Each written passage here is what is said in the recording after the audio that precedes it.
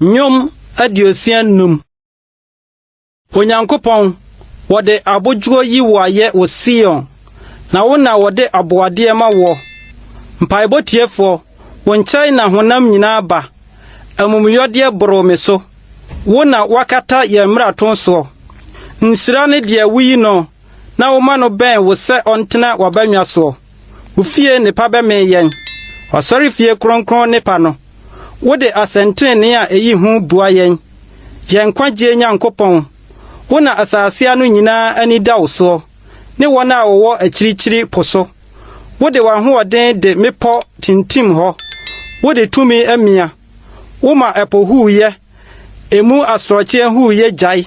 Na woma aman kitikitiye anojo. Na wo nsɛnkyerɛnne nti wona wɔte ahafi no ho asuro.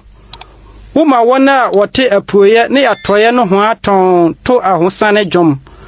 Wabɛhwɛ asase agugu so nsuo. Wama ɛso aduane abusu bebree. Nyankopɔn asubɔntere no nsuo ayemu ma. Woma wɔn aburo gyinae. Woma no si so sɛdeɛ ɛsɛ. Ugugu na kofie so nsuo de hono emu apapɔ. Wode osuo yɛ no bɛtɛɛ. Wuhyira ni fire so. Wabɔ wayemye afinhyia abotire. Na sadeɛ sosɔ wakwan so. Ɛsosɔ srɛ so adidibia so. Na mpampa de abotoyɛ mu hyehyɛ wɔn ho. Nyankuo ahyɛ adidibia no ma. Aburo nso akata abɔn no mu. Wodi ahurusie bɔ ose.